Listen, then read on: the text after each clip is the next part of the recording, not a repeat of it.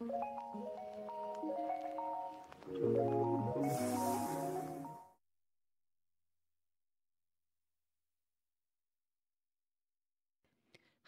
I'm Rebecca McLean, Executive Director of Oneida County History Center here in Utica, New York.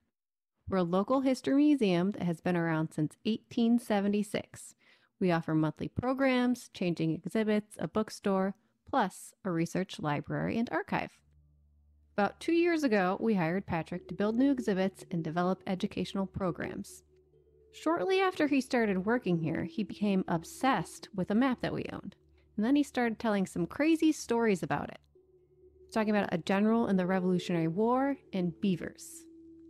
It is a cool drawing, a general map of the Honorable William Frederick Baron Steuben's Manor from 1794. It turns out to be a one-of-a-kind map that is one of the earliest examples of large-scale landscape planning in America, which is kind of a big deal. But there's much more to the story than the drawing. For that, I will turn you over to Patrick Reynolds, Director of Public Programs at the History Center. He will tell you more about the drawing and, of course, the beavers.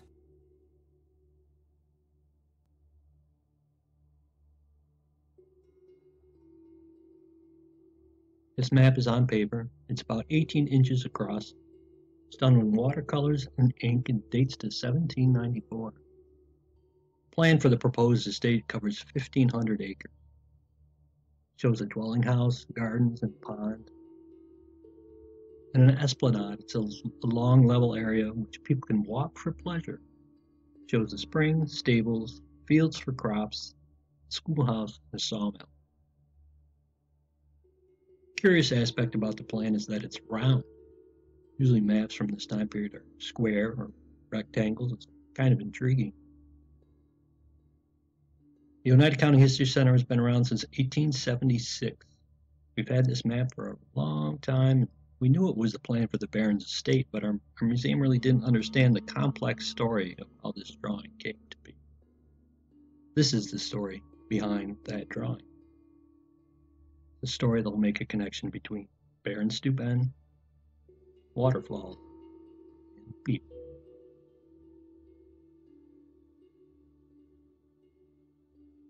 So who was Baron Steuben? He was a Prussian military officer. During the Revolutionary War, he came to the colonies to support George Washington and train the troops. He famously acted as the drill master at Valley Forge. He's credited as one of the founders of the U.S. Army. He was described as, and I quote, a quirky mercenary who was not really a baron. He magically transformed the threadbare troops into a fighting force. Statues of him were put up in his honor at Valley Forge, New York City, and Utica. He supposedly could curse at you in 5 languages. Now, after the Revolutionary War, the U.S. government found it had to pay Baron Steuben back and had more land than money. So to compensate him for his services, he was given 1,600 acres of land in northern Oneida County. Here he built a simple log cabin. Not a big elaborate house, just a little log cabin. Get started with rooms for himself and 2 servants.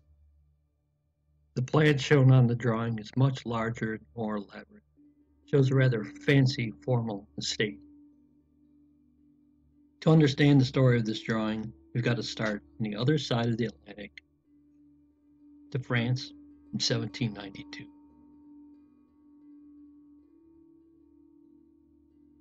Just in case you weren't familiar with it, 1792 there was a revolution going on in France.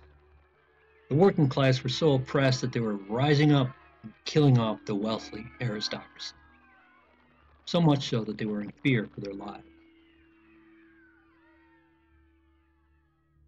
So a group of rich Frenchmen gathered together and developed a plan to save themselves from the French Revolution. They formed the Company of New York, or the New York Company. They sold shares to investors and soon bought 200,000 acres of land, sight unseen, from a man named William Constable. This land was located on the Black River in remote northern New York. The name Constable might be familiar to some people in central New York. In Lewis County, there is a magnificent home called Constable Hall. It was built by William Constable's son, William Constable Jr.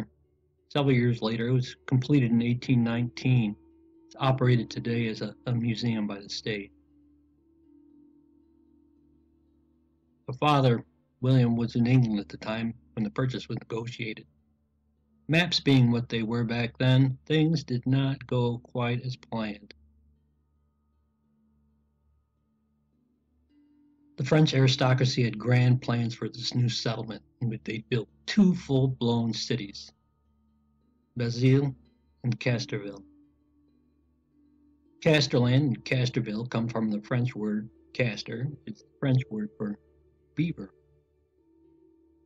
They planned to trap beaver and sell the fur, which could be made into fashionable hats and other pieces of clothing. If you were to believe the maps of the time, the marshy tract was full of beavers and otters. Many Europeans, especially these Frenchmen, didn't really understand what beavers were really like. Earlier illustrations depicted them as thick as fleas in the woods, vigorously cutting down trees, building dams, and even carrying mud on their tails, which we know isn't true.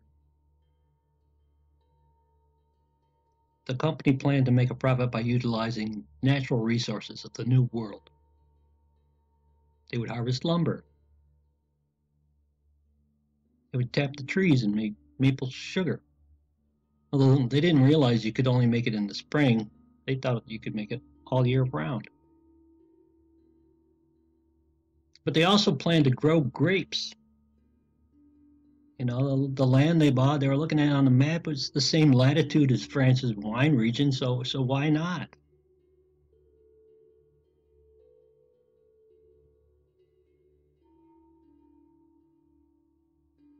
They had the greatest hopes of having a great time living off the land and exporting products from up on the Black River. But if you didn't know it, it's not like France. It has some of the most challenging winters in America. And despite their best intentions, they had a somewhat naive plan of how things were going to work. On the plus side, it was beautiful virgin forest. They could build their log homes and cities, raise their family, and be safe from the dangers of France and the Revolution. To get things started, the Company of New York sent 2 agents to check things out and start the colony. Simon Desjardins and Pierre Farou. Desjardins and Farou were well-educated gentlemen who were considered surveyors and architects. In 1793, they began their journey to the New World to explore and investigate the lands that the Company of New York had purchased.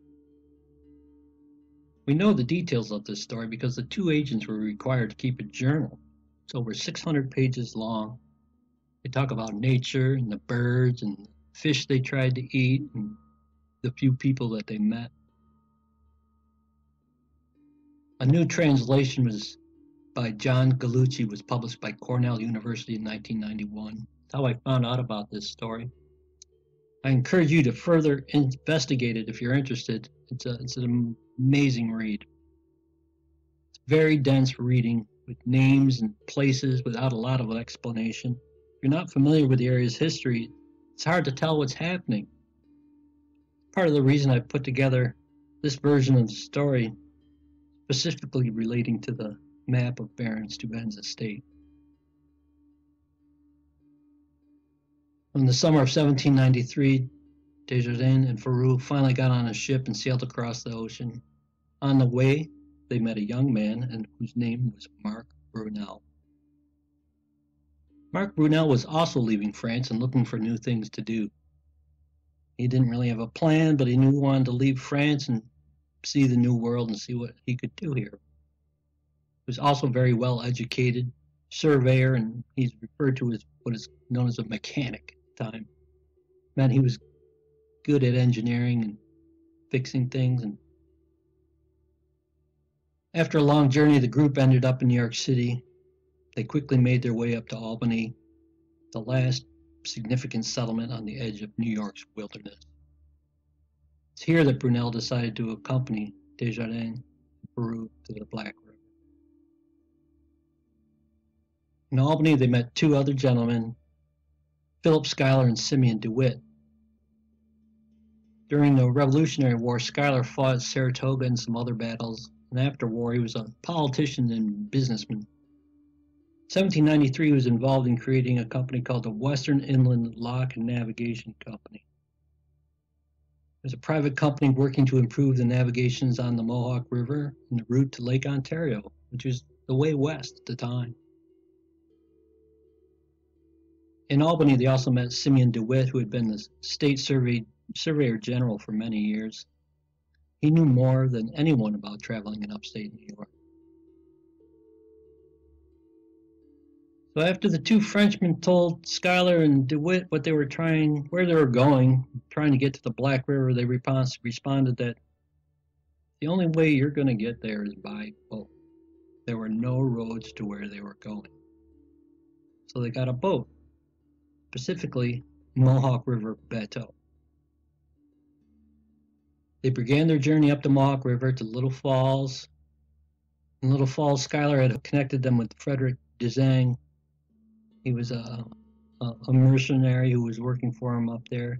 He knew the people on the river and the best way to get to the Black River. He joined them as they continued their journey up the Mohawk River.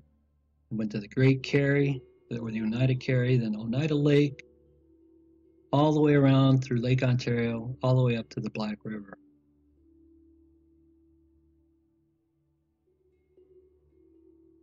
This area of the Black River in 1793 was really devoid of Europeans.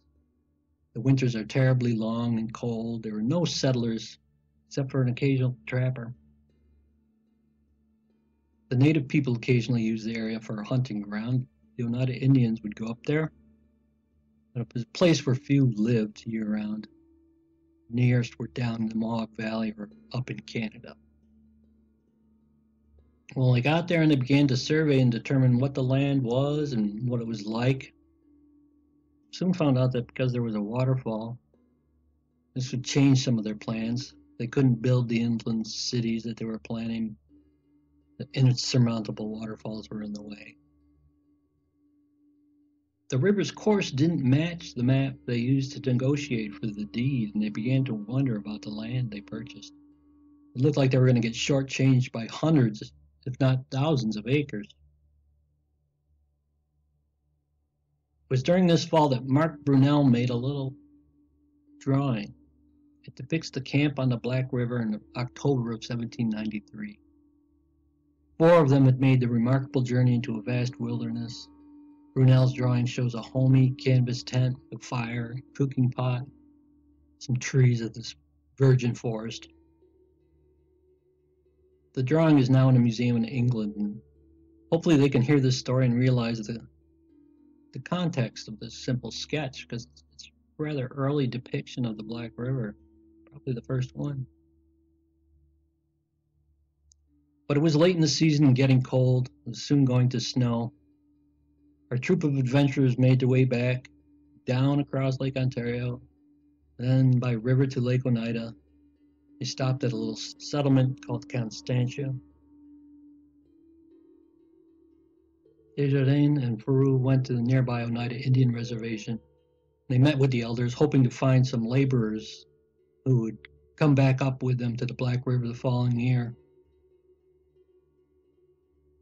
They continued towards Albany, traveled overland to Utica, then known as Old Fort Schuyler. They met one of the first storekeepers in Utica named Mr. Post. Instead of staying at his trading post and tavern, they chose to stay in their tent. They declared Mr. Post's tavern was one of the filthiest lodgings in all of upstate New York. Rather than go and live inside with the filth, they'd stay outside in their own tent. The History Center owns a stove from Mr. Post's store, all 410 pounds of it. His store eventually burned down. The Frenchmen also saw the bridge over the Mohawk River in Utica. It's been washed out. It's a sizable bridge built by a local carpenter that had troubles from the start, washed away by the Mohawk River. They continued their journey down the valley, reaching Schenectady and Albany. That winter and spring, they went in a walkabout in America, taking the opportunity to get out of the woods, trying to attract settlers and workers to Castorland and maybe sell some of the little plots of land.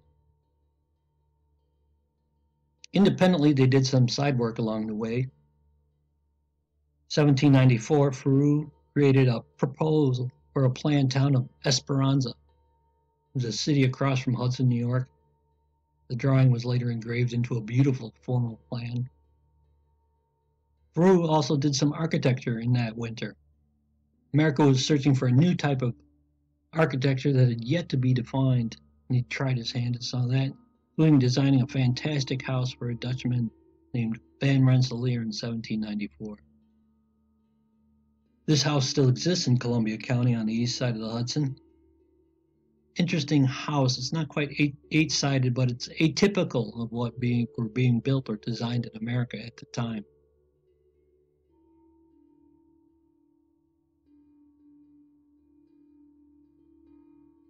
The summer of 1794, they began their second season.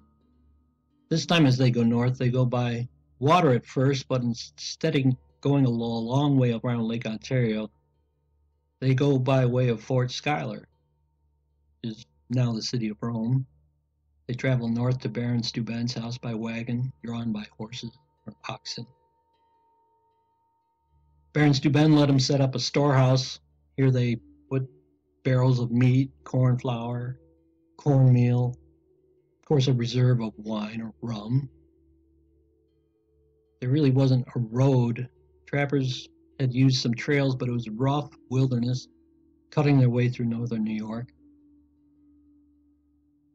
Eventually, they made their way to the High Falls on the Black River, and this is where they built one of the earliest structures in the Castorland farm at High Falls, which is now Lyons Falls.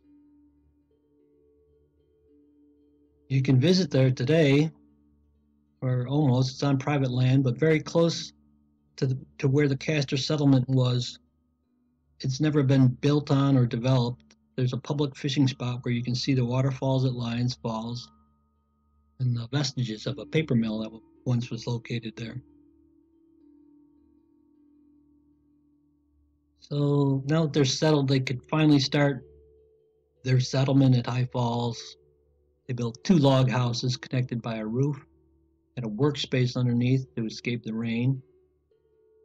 And it's depicted on a drawing which still exists. It was done by Faroux in 1794. The small crew began clearing land and surveying. This summer, they were also introduced to a new menace, mosquitoes. They were incredibly bad from all the accounts. Black flies as well, biting their hands and making them bleed. Caused tremendous suffering for these French aristocrats who weren't used to the wilds of upstate New York and everything that comes with that. So they built, a couple small gardens and a few more log structures, and slowly began to realize them more and more that the map they used for purchasing the land, it showed the Black River went straight across from west to east. In reality, it is a somewhat more circuitous route. The promised property they were getting and the actual lines that were starting to survey, it really wasn't lining up. But they were able to entice a few more people to come along, hiring laborers, start some fledgling farms. All was going well. But then, in the August of 1794, the bloody flux epidemic began to spread to the settlers of Castorland. This waterborne contagious disease gives you terrible intestinal problems from drinking water. It's been tainted. They were alone in the wilderness, very sick, and didn't know what to do. The only place they knew that they could go, maybe get a little bit of help, and maybe a doctor, was to go to Baron Steuben's house. It wasn't that far by a straight line, day's journey if you're lucky. So they went to the Baron's house. They spent about 2 weeks recovering. The worst thing about the bloody flux is the stomach pain and the problems in your lower intestine. Many people die from dehydration. During this time, they both visited with the Baron. He talked about his plans for the property and plans to have a little settlement up there.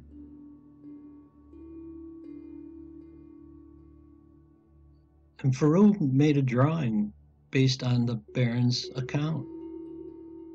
This is when the plan for the estate owned by the History Center was done. Farouk drew it in the fall of 1794 at Baron Steuben's house as he recovered from the bloody flocks.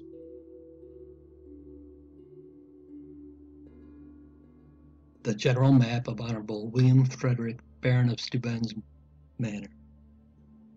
The drawing is signed by P. Farouk, delineated, which meant drawn, 1794. Some historians consider this one of the earliest examples of large-scale landscape planning in America. We were a new country and there weren't many rich people hiring architects to do such great plans, and there weren't many around to hire. The fact that it survives is quite remarkable. It's a tremendous, important piece of early landscape planning in America. It's certainly a one-of-a-kind piece. The grand plan for the estate of Steuben was never completed. Baron Steuben died at his home in November 1794, 2 months after Farouk made the drawing.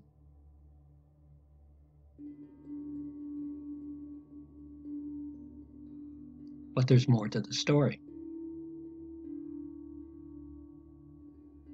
Desjardins and Farouk recovered. It was late in the season and winter was coming. They went south down the Mohawk River back to Albany, and they spent time negotiating, talked to the Constable family, trying to rectify what was going on with the survey, and trying to get more help and come back up north and survey and farm. History Center has a letter to Charles Broadhead in 1795 offering some work on surveying land signed by Farouk.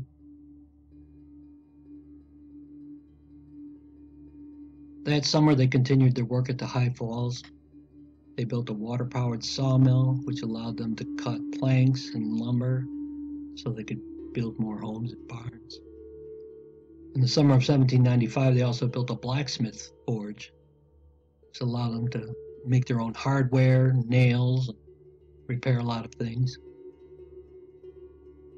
This is the same year that the Castorland coin was created. This wasn't circulating money, though it looks like a coin. It's a commemorative coin made for the investors of the company. The back of the coin depicts a woman with an inscription, "Hail, great mother of the harvests." The woman is shown with a cornucopia in her hand representing the great bounty of the new country. A sheath of wheat below her feet, below that a beaver. To her left side is a maple tree from which they are tapping maple syrup. In her hand is a tiny drill used to drill the taps for the maple tap. Symbolism of this coin embodies all the hopes and dreams of the Company of New York. Things are going well, but they needed help getting the whole colony built. They just needed more workers and families to help settle the lands. It was decided that Farouk would lead a party to Canada to see if they could recruit more help. Unfortunately, it had been raining, torrential rain that year. The river was very high. The group got on a log raft, but because the water was so high, the poles used they crossed the river couldn't touch the bottom. They quickly became out of control and headed to the falls. Pierre Farouk couldn't swim. A later account tells it all. One of the saddest incidents in the story of Castorland is the death of Farouk at the Falls of Watertown in 1795. September that year, after heavy rains had swollen the river, Farouk set out with Broadhead and others on a journey to Kingston on the St. Lawrence. In passing down the river upon a raft, they were drawn over the falls. Mr. Broadhead and 3 men were saved, but Farouk and all the others were drowned. The survivors made an unremitting search for his body, but it was not found until the following spring. It was washed upon the shore of an island at the mouth of the Black River, where it was found by Benjamin Wright, a surveyor, and by him decently buried there. Years later, a marble tablet was set in a rock near his grave bearing this inscription: "To the memory of Peter Baruch, this island is consecrated."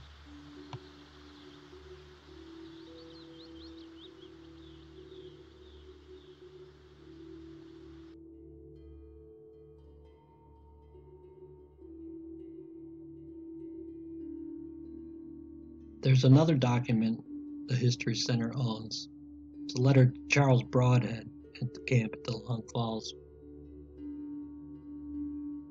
He writes, "You will receive the loaves you asked for and some rum. The bottle is full."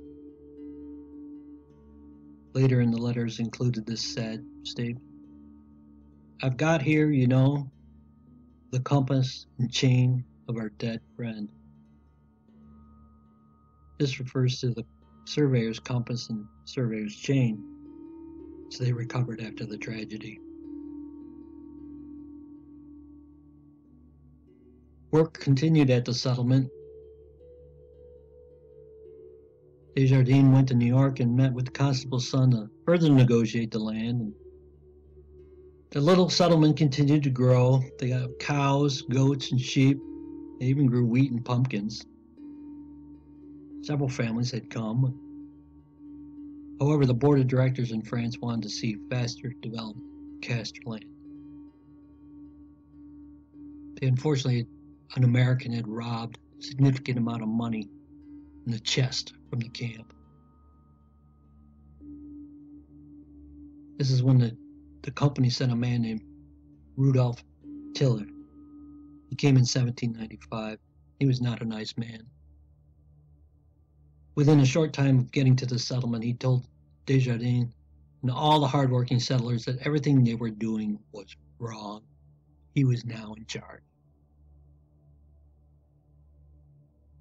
He quickly alienated the workers who had come to work at the colony.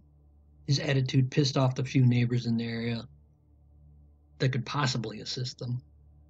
Very soon, disgusted, Desjardins soon left to points unknown.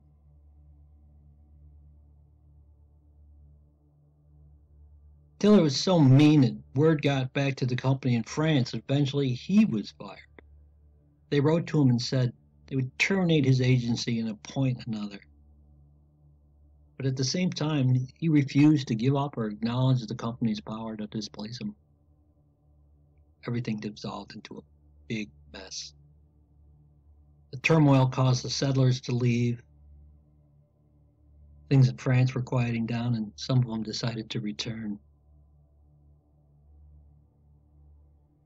In 1800, a visitor named Richard Cox visited Castorland and found the company's holding in chaos.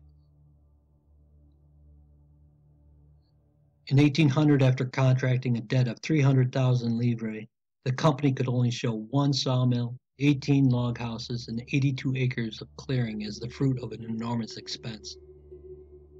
There were an additional 11 log houses and 130 acres of cleared land besides what belonged to the company. Several roads had indeed been made. These were rendered impossible by the first gale of wind, want of population. It speedily relapsed into a state of nature.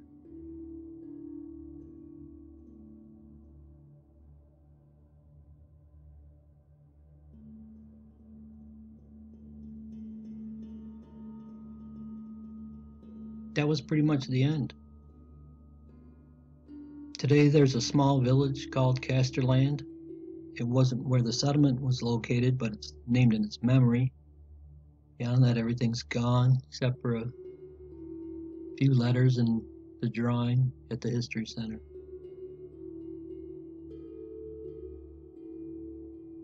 And with that, we close the story of Castorland and the connection between the plan of the Baron Steuben's estate, waterfalls, and beavers. Thank you for sticking around.